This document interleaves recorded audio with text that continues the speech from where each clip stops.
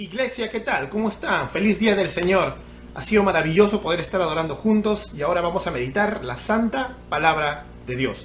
Así que antes de orar vamos a seguir con nuestra serie de la carta a los Gálatas y vamos a leer esta porción de la Escritura. Seguimos en el capítulo 1, vamos al verso 11 al 24. Acompáñenme. Dice la palabra de Dios.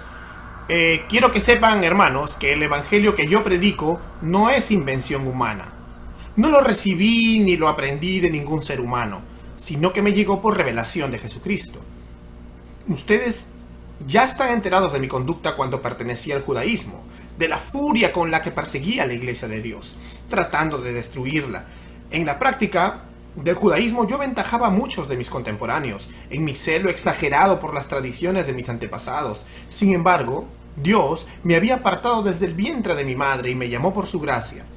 Y cuando Él tuvo a bien revelarme a su Hijo para que yo le predicara de entre los gentiles, no consulté con nadie. Tampoco subí a Jerusalén para ver lo que eran apóstoles antes que yo, sino que fui de inmediato a Arabia, de donde luego regresé a Damasco. Después de 3 años, subí a Jerusalén para visitar a Pedro, y me quedé con él 15 días.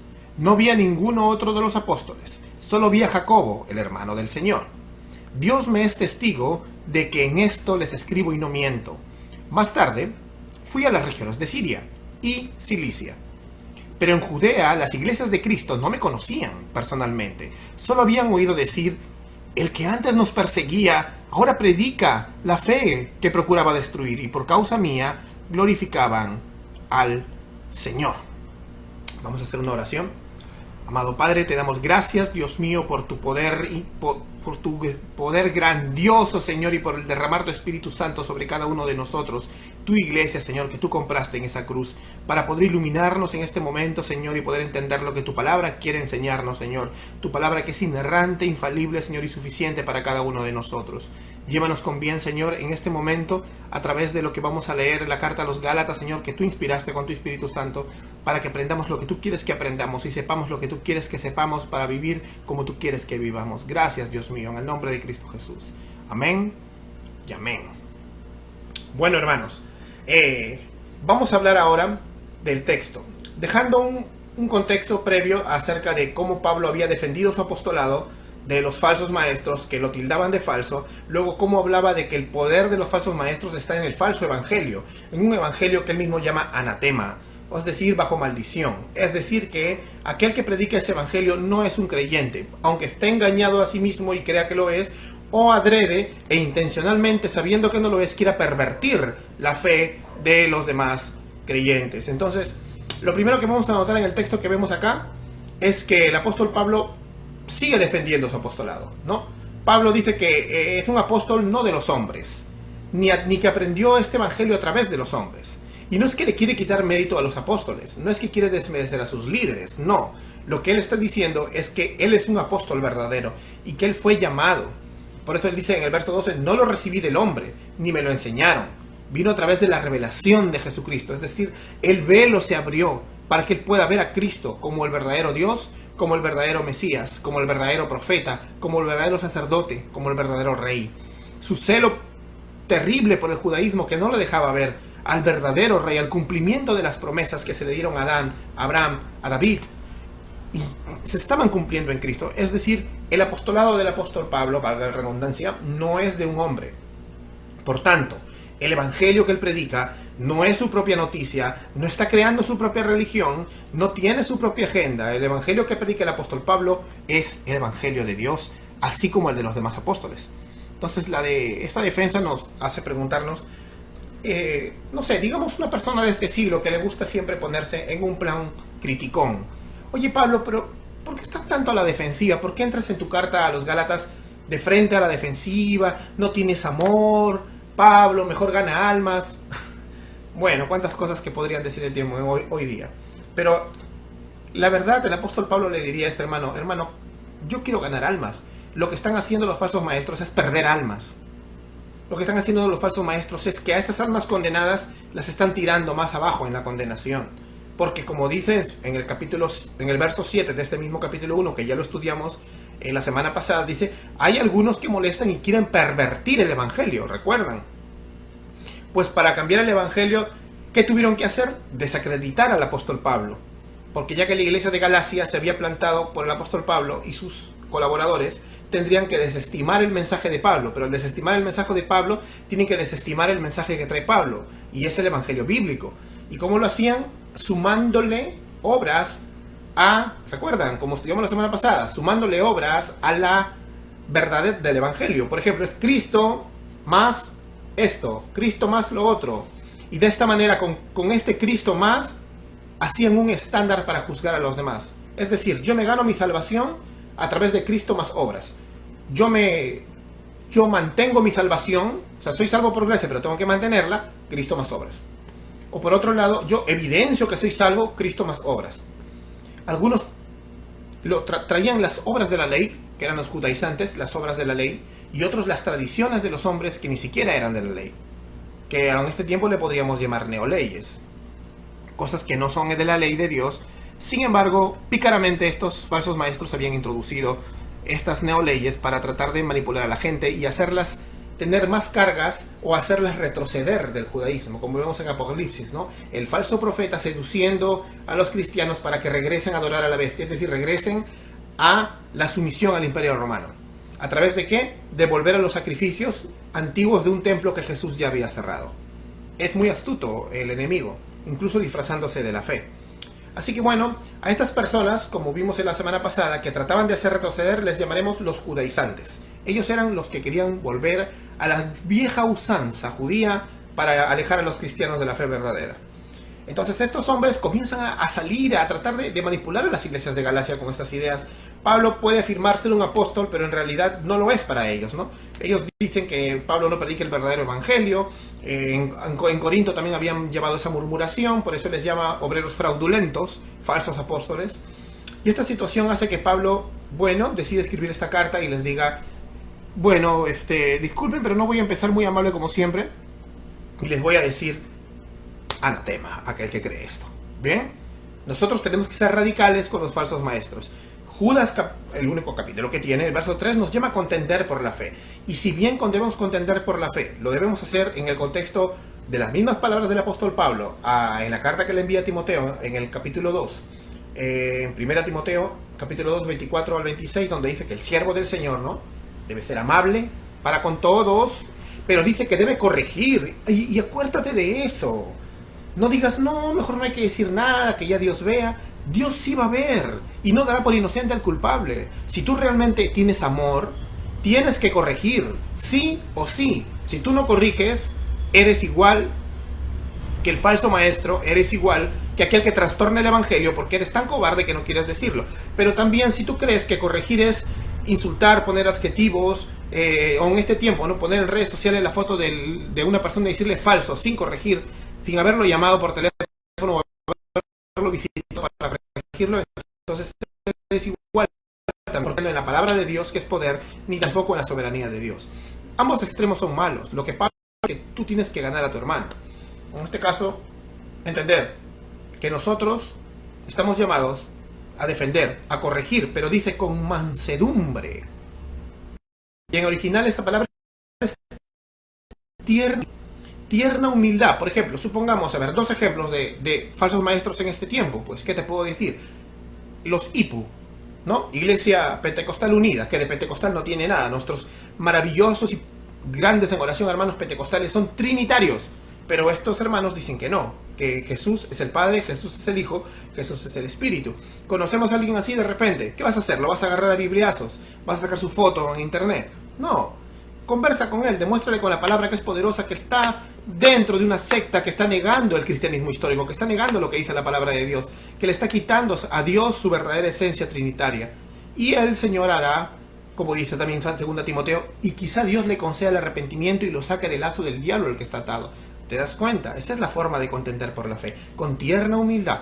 Otro ejemplo, no sé, algunas personas que creen que son cristianas pero niegan la resurrección de Cristo, otros niegan, por ejemplo, la inspiración plenaria de las Escrituras, otros son bastante humanistas, quieren decir que Dios aprueba el matrimonio homosexual, otros dicen también que Dios no no quiere que te congregues en una iglesia, un montón de cosas que lamentablemente niegan las doctrinas fundamentales de la Escritura. Ahora, ¿qué hacemos con estas personas? ¿Le vas a subir su cara en el Facebook? ¿Vas a pelear contra ellos? ¿Qué vamos a hacer? ¿Qué podemos hacer? Corregir con tierna humildad, quizá Dios les conceda el arrepentimiento. De repente tenemos amigos así, ¿no? Es paradójico darte cuenta de que tú puedes tener algún amigo ateo o un amigo musulmán y le tienes más misericordia que alguien que tiene un cristianismo falso. No, ahí sí se te sale, te conviertes en Hulk. No, tenemos que tener tierna humildad para con todos los que te desvían del evangelio. Quizá Dios les conceda el arrepentimiento y una promesa del Señor que Él va a traer el arrepentimiento a los que están errados y totalmente desviados. No nuestro golpe, no nuestros adjetivos, no nuestro énfasis encarnizado, porque al final de todo viene de la carne, no viene de un celo santo. Santiago capítulo 1, verso 13 al 18 nos dice bien claro que el celo santo falso es animal diabólico, y esa palabra animal significa natural, es decir, mundano. Mundano no es solamente tener pecados escandalosos, mundano es aborrecer a tu prójimo, sea cristiano o no. Así que tú tienes que aborrecer las ideas, pero tratar de ganar el alma de la persona. Amén. Entonces Pablo tenía un mensaje de misericordia incluso para los que se estaban alejando, para los mismos que él llamó anatema. Son anatemas porque están trayendo un mensaje de maldición para las personas que se confunden porque creen que eso es el evangelio cuando no lo es. Pero el Señor también dice, mi mensaje viene de Dios. Entonces yo tengo que ser como Jesús y ganar a esas personas, ganar incluso a los que se oponen con tierna humildad. Sabes que es tierno, ¿no? Y sabes que es humilde. Pues aplícalo. Sé como Jesús. Bueno, sigamos. La verdad importa, hermanos. La verdad importa. La autoridad y la verdad son centrales aquí. El evangelio de Pablo viene de Dios. Por tanto, nosotros no podemos tener un evangelio que no sea verdad absoluta y con autoridad absoluta. La palabra de Dios es autoridad absoluta. Si no, no sirve de nada. Si no, el cristianismo está por las puras. No me digas que eres cristiano, pero la Biblia puede ser uno de los caminos. No. Por ahí he visto una cosa muy irrisible, ¿no? Que dicen, por ejemplo, yo sigo lo que dice Jesús, porque Jesús es el centro de todo, no la Biblia. Y está bien, Jesús es el centro de todo, pero Jesús es el Logos, la palabra. La Biblia es inspirada por el Dios Trino, el cual Jesús está ahí. Así que la Biblia tienes que tenerla como la misma voz de Dios inerrante, suficiente, infalible para lo que fue escrita. Y no me vas a decir que entonces no, la Biblia no, solo lo que dice Jesús. Recuerda que todos tus conceptos de Jesús vienen de la Biblia. Si no quieres obedecer a la Biblia, entonces tampoco no a Jesús. En todo caso, te estás inventando un Jesús falso de acuerdo a tu carne, a tus propias concupiscencias, lo cual te convierte en un idólatra pagano. Bueno, entonces nosotros tenemos autoridad y verdad en un solo mensaje, que son las Escrituras. Y de ese mensaje tú no te puedes mover. Entonces debemos ser del tipo de personas, los cristianos, que la verdad sí nos importa. No decir, bueno, eso no hay que tocarlo, no. La verdad fundamental sí importa.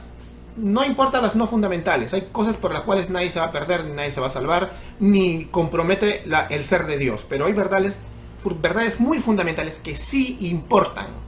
Y debemos ser entonces del tipo de personas que sí le importan las verdades. Porque el fundamento que el apóstol Pablo trae es que este mensaje es de Dios.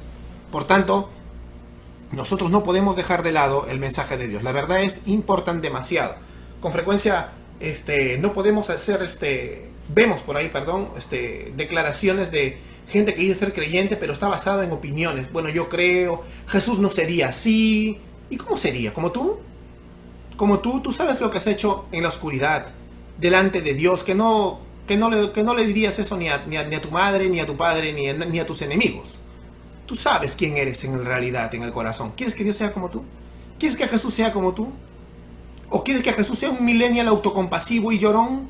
No, Jesús no es un millennial, Él es un rey de reyes, Él es un rey poderoso, Él es un rey que toma, Él es un rey que conquista, pero también es un rey que ama, y es un rey que perdona a quienes se rinden ante Él, a quienes se rinden en humillante adoración ante Él, humildes de corazón, sabiendo que no estamos tratando con un igual, y Él es un rey poderoso pero también perdonador.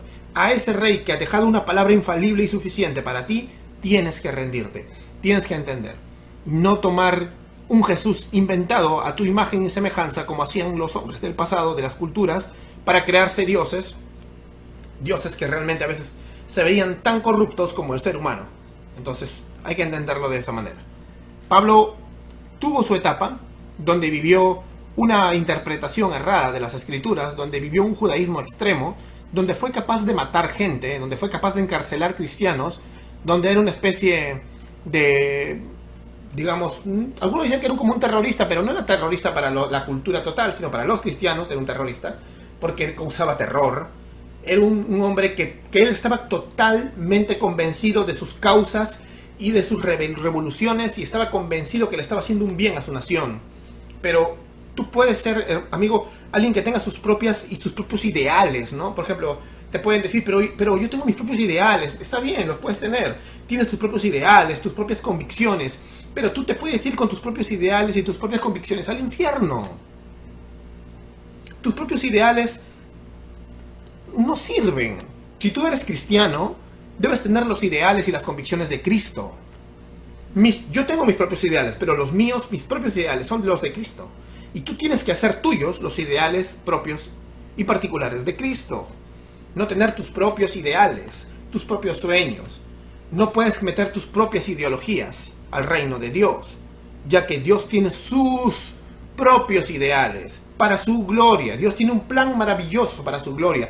Por gracia y misericordia permite que todos aquellos que nos hemos arrepentido y vengamos a sus pies, sea un plan maravilloso para nuestra vida. Pero tú no lo vas a construir porque tú quieres, o el cristianismo no se va a hacer como tú quieres. Y no debemos entonces tener en cuenta eso. Debemos saber que el evangelio que estamos predicando viene del cielo. Hermanos, ¿con qué autoridad hablamos si no tomamos la Biblia como nuestra fuente?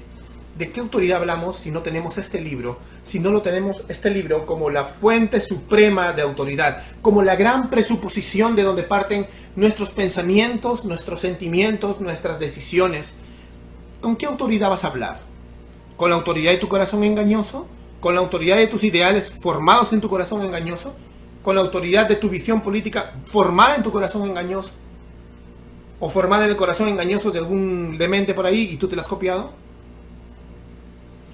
¿Qué pasa? O sea, podríamos decir que somos cristianos, pero ser tan corruptos y malos como, por ejemplo, los gobiernos comunistas o de repente Abimael Guzmán Reynoso, que era un terrorista. Y tú decir, pero son mis propios ideales. O sea, que la maldad son tus ideales. Cuando la maldad son tus ideales, eres malo, pues. Eso no es como Jesús. Eso no es ser como Jesús. Jesús vino a traer libertad. Jesús quiere que tú seas libre del pecado y que la sociedad vaya creciendo hacia lo que Él quiere. Que las leyes se conformen a su ley.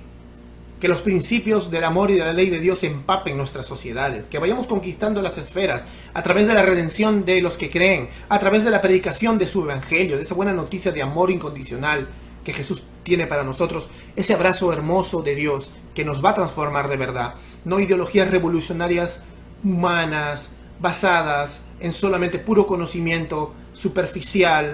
Es más, muchas veces un conocimiento vergonzoso hasta de la realidad, que más parece desconocimiento, pero todo basado en un corazón mentiroso y lleno de pecado. No hay redención para los que creen en eso, hermanos. Hay redención para los que se someten, se sujetan a Cristo, conforme a su palabra inerrante. Su misma voz lo determina. Hermanos, ese es el mensaje de hoy día. Entiende que como Pablo, el fundamento de tu mensaje, el fundamento de tu vida, el fundamento del Evangelio de Cristo es la palabra de Dios. Que el mensaje que tú traes en la Biblia para meditarlo y para predicarlo, y en nuestro corazón para vivirlo, viene del cielo. Amén. El Espíritu Santo te ha sellado para redención, y ahora ese mensaje viene del cielo. Y del cielo viene a la palabra, y de la palabra viene a tu corazón, y tu corazón sale por tu boca. Y ese tesoro no te lo quitará nadie, y esa seguridad no te la quita nadie. Amén.